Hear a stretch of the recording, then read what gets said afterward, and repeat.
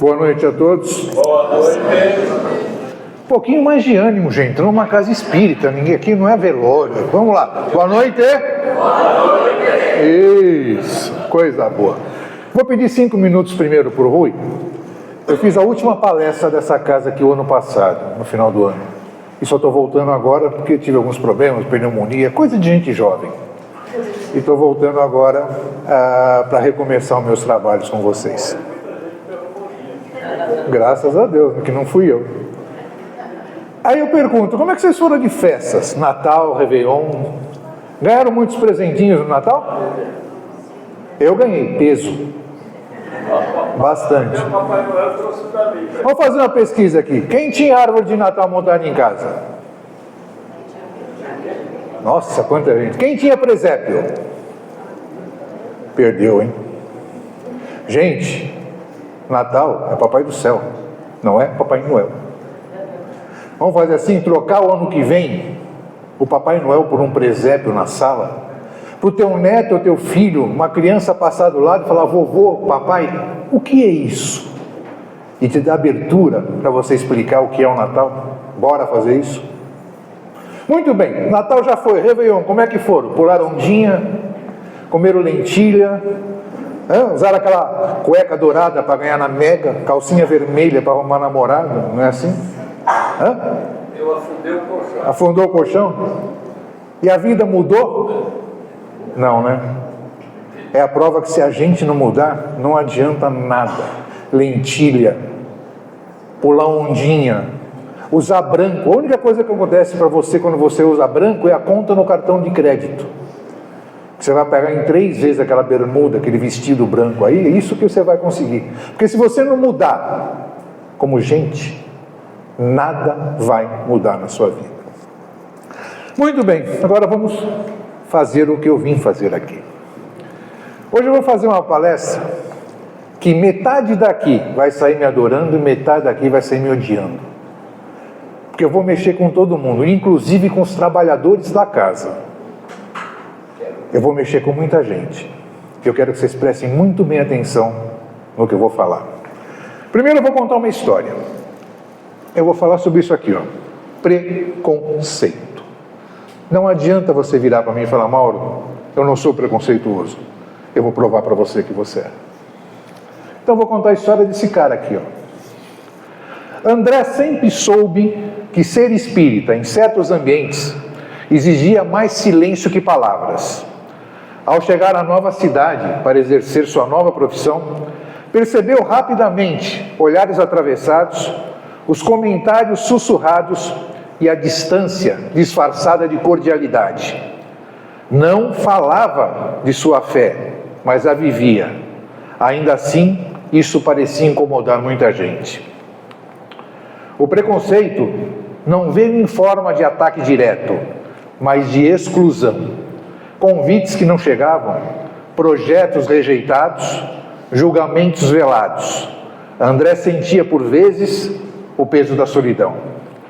Em noite silenciosa, questionava se estava preparado para aquela prova. Então orava, não pedindo que o preconceito cessasse, mas que o seu coração não se endurecesse.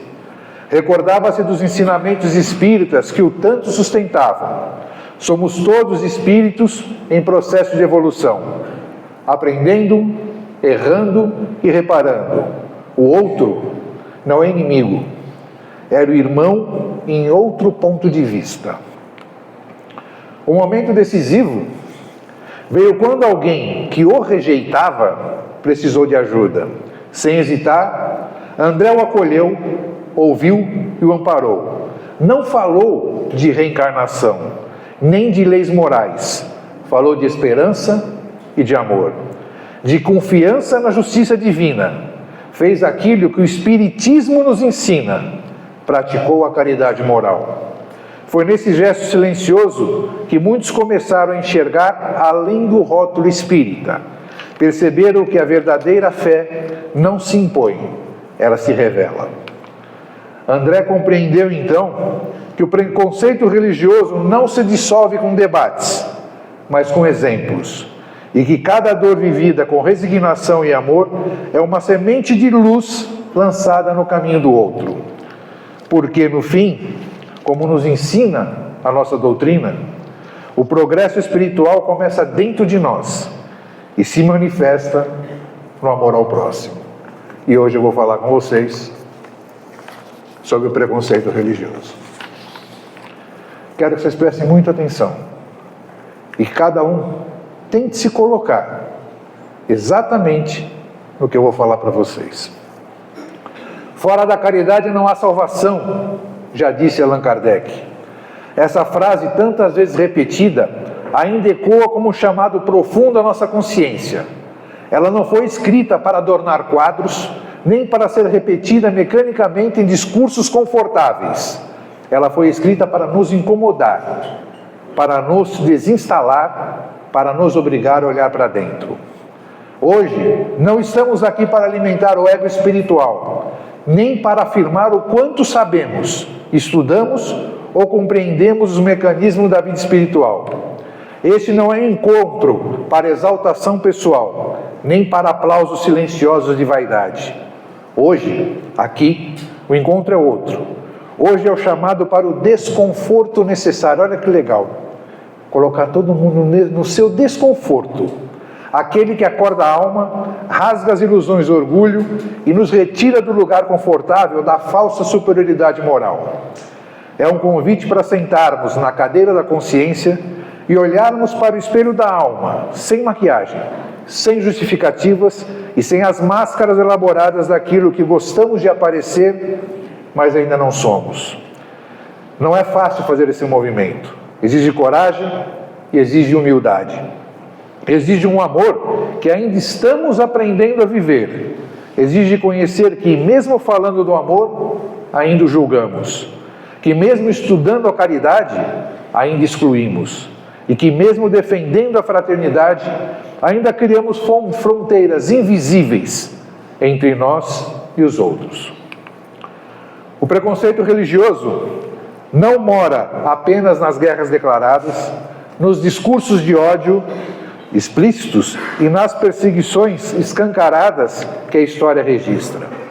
Ele também vive, talvez com mais força, no silêncio dos nossos pensamentos, nas ironias disfarçadas de humor, nos comentários sutis, nas comparações íntimas e naquela sensação quase imperceptível que achamos que somos melhores do que aqueles que acreditam ser diferentes.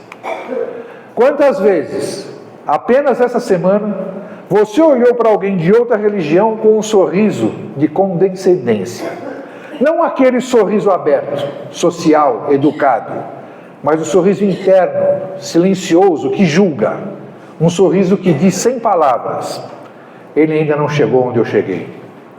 Quantas vezes você pensou que aquela pessoa ainda precisa de rituais, ainda estava presa a dogmas, ainda não havia despertado para a verdade que você acredita possuir? Quantas vezes esse pensamento surgiu de forma automática, quase invisível, mas profundamente reveladora do orgulho que ainda carregamos? Quando vemos um irmão evangélico pregando em uma praça, um irmão bandista vestido de branco, um católico em procissão, um judeu em oração, um muçulmano ajoelhado, ou qualquer pessoa expressando a sua fé de maneira diferente da nossa, quantas vezes emitimos silenciosamente o veredito da nossa arrogância espiritual? Pensamos que sabemos mais, que entendemos melhor, que estamos alguns degraus acima. Esse pensamento, meu irmão, é um veneno sutil. Ele não agride, mas contamina. Não agride, mas corrói. É o orgulho disfarçado de esclarecimento. O preconceito religioso vestido com a roupa elegante da falsa tolerância. Falamos muito de amor, concorda? Falamos com facilidade da lei do amor, justiça e caridade. Estudamos o Evangelho segundo o Espiritismo. Comentamos suas lições. Nos emocionamos com as suas páginas. Mas precisamos fazer uma pergunta honesta, direta e desconfortável. Esse amor ultrapassa as paredes do centro espírita? É a pergunta que eu faço. Ou ele se limita aos ambientes onde todos pensam como nós, falam como nós e acreditam como nós? Será que o nosso amor é realmente universal? Ou é condicionado à semelhança de crenças? Será que acolhemos o outro como ele é? Ou apenas como gostaríamos que ele fosse? Será que respeitamos a caminhada alheia? Ou apenas toleramos o outro enquanto ele não ameaça as nossas certezas? É uma contradição profunda pregar fraternidade universal e, ao mesmo tempo, nutrir sentimentos de superioridade espiritual. Se acreditamos que Deus é Pai de todos, como podemos julgar a forma com que cada filho se conecta a esse Pai? Quem nos concedeu autoridade moral para fiscalizar a fé alheia? Quem nos deu o direito de definir quais os caminhos são legítimos e quais são inferiores? Em que momento confundimos conhecimento com evolução espiritual? Allan Kardec foi claro ao descrever o verdadeiro homem de bem. Ele nunca falou em títulos, cargos, posições ou pertencimento religioso. Vocês podem ler todas as obras de Allan Kardec. Ele nunca disse isso. Ele falou na prática, falou de consciência, falou de amor vivido no cotidiano. O verdadeiro homem de bem é aquele que se pergunta se fez todo o bem que podia, se evitou o mal, se respeitou o próximo, se foi indulgente em suas imperfeições alheias. Em momento algum, Kardec afirmou que isso dependia de ser espírita. Vocês prestaram atenção nisso? Kardec nunca falou que você precisa ser espírita para ser bom. Não, ele falou que você tem que ser bom. Essa constatação por si só deveria nos causar uma saudável constrangimento moral. Mesmo assim, insistimos em criar hierarquias espirituais imaginárias. Colocamo-nos como os esclarecidos, os despertos, os que já entenderam tudo. Abaixo disso, distribuímos as outras religiões conforme a proximidade com aquilo que acreditamos a verdade absoluta. Essa postura não revela evolução, ela revela vaidade. É o orgulho espiritual, talvez o mais perigoso de todos, porque se esconde atrás do discurso do bem, da razão e da lógica. O conhecimento que a doutrina espírita nos oferece não é um troféu de superioridade, gente. É uma ferramenta de responsabilidade.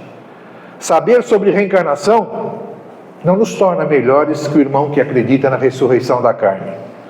Saber sobre mediunidade não nos faz superior ao irmão que expressa a sua fé por meio de louvor ou de um ritual.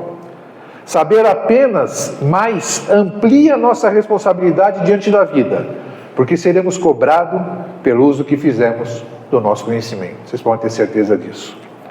A Terra pode ser vista como um grande hospital espiritual. Nesse hospital existem diferentes alas, métodos e tratamentos. Há setores que trabalham com disciplina, outros a fé simples e outro consolo emocional. Outros a caridade material e outros o silêncio inferior e o estudo racional. Todas as religiões, à sua maneira, atuam como espaços da cura da alma. Desprezar uma delas é comprometer a recuperação do todo. Quando ridicularizamos o dízimo do irmão evangélico, esquecemos que muitas vezes foi aquela comunidade que ele encontrou forças para abandonar vícios e reconstruir a própria vida. Quando criticamos os dogmas do catolicismo, ignoramos séculos de assistência social, acolhimento aos pobres e consolo aos aflitos. Quando olhamos com preconceito os rituais das religiões de matriz africana, esquecemos o profundo respeito à nossa ancestralidade, à natureza e à espiritualidade que elas preservam com tanta dignidade. Jesus, para quem não conhece, apresento a vocês. Nosso melhor mentor e guia nunca se prendeu a rótulos, nunca. Ele frequentava a sinagoga, respeitava a lei, mas jamais limitou o seu amor a um grupo específico. Ele nunca falou assim, não vá, vocês são espírita, fica comigo. Você não é, você é ateu, sai fora. Não, ele nunca falou isso. Ele atendeu todo mundo. Ele conversou com a mulher samaritana, curou o servo centurião romano, acolheu os marginalizados. Ele não perguntava no que o outro acreditava. Ele enxergava a dor e respondia com amor. Se o Cristo que pregamos exclui, julga e se sente superior, então não estamos seguindo Jesus certo. Estamos apenas projetando nele as nossas próprias limitações. O Espiritismo não veio para criar uma elite espiritual, mas para ampliar consciências. Não veio para erguer muros, mas para derrubar barreiras.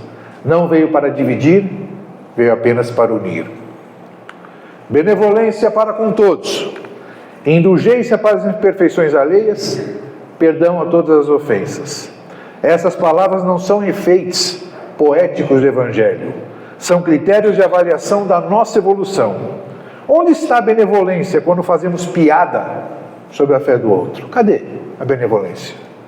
Onde está a indulgência quando usamos a razão para humilhar crenças diferentes? Deus permite a diversidade religiosa porque somos espíritos em diferentes estágios de maturidade. O que hoje nos alimenta pode não alimentar o outro. Cada alma está na escola espiritual que consegue frequentar no momento. Quem somos nós para desqualificar essas escolas? Muitas vezes encontramos em pessoas de outras crenças uma dedicação, uma coerência moral e uma entrega que nos constrangem. Vemos missionários enfrentando perigos, voluntários servindo sem reconhecimento, pessoas simples vivendo a fé com profundidade, enquanto nós reclamamos dos desconfortos, da cadeira dura do centro ou da falta do ar-condicionado.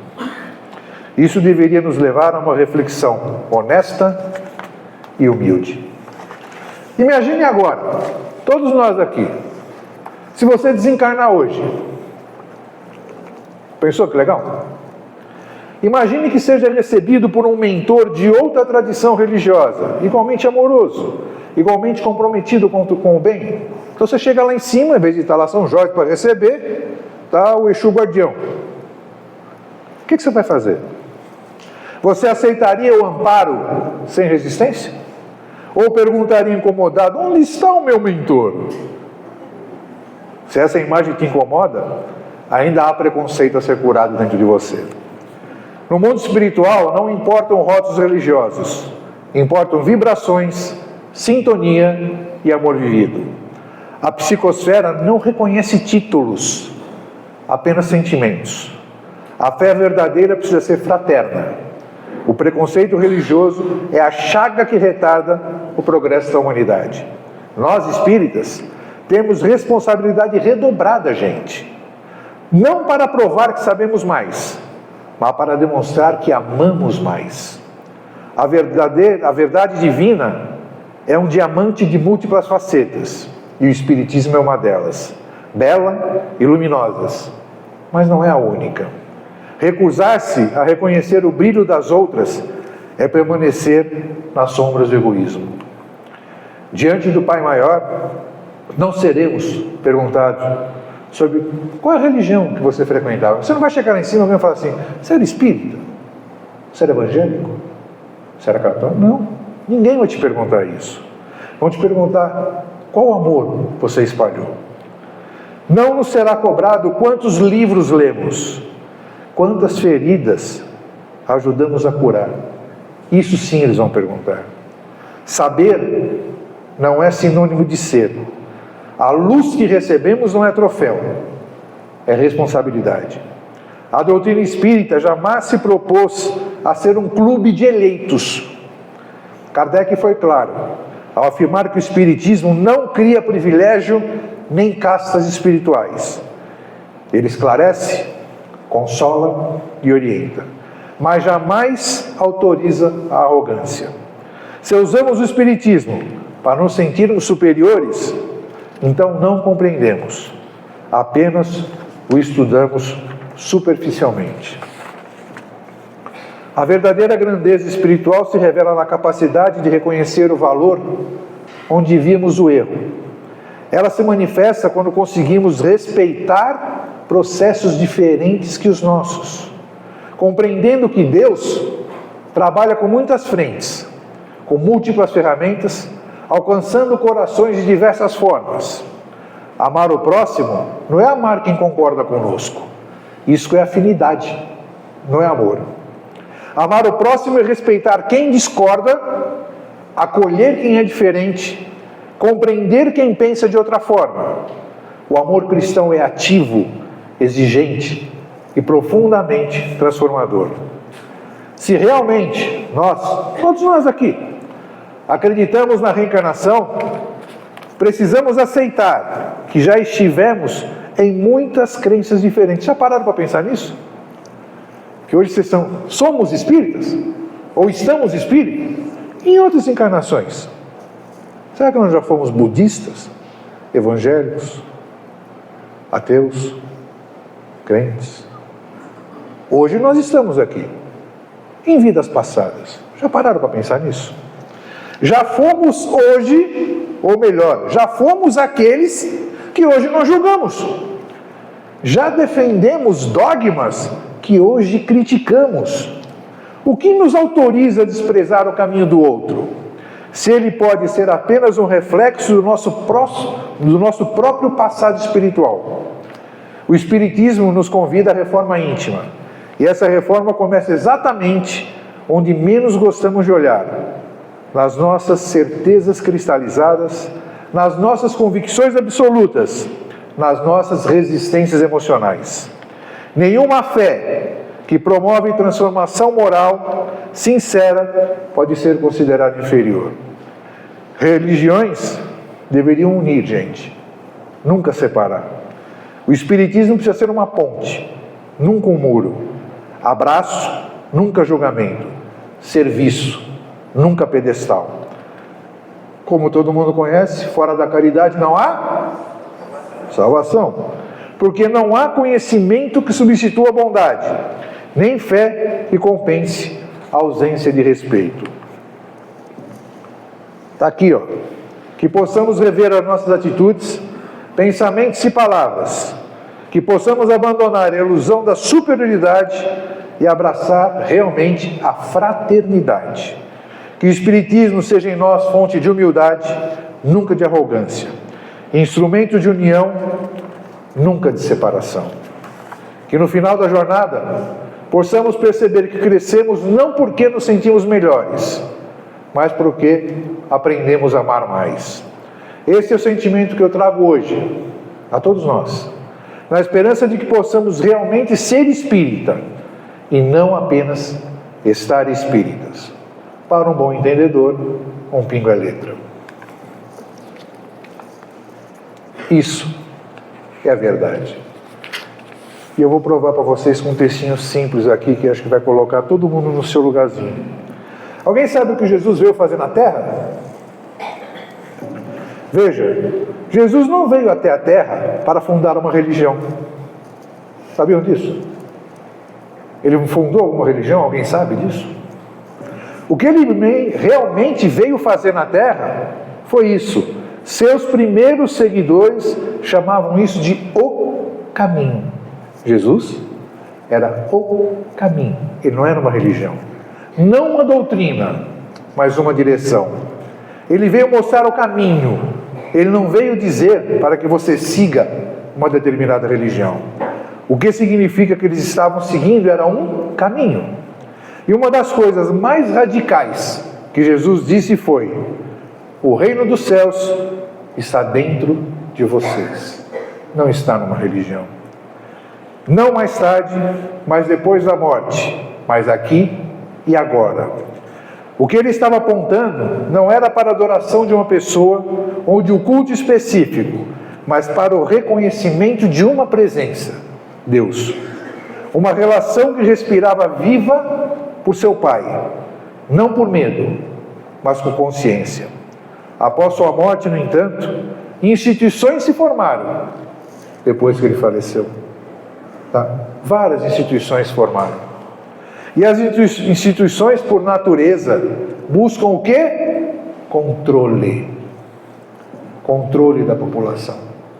Quando você coloca uma pessoa numa religião, você a controla. Porque ela vai seguir o que você quer que ela faça.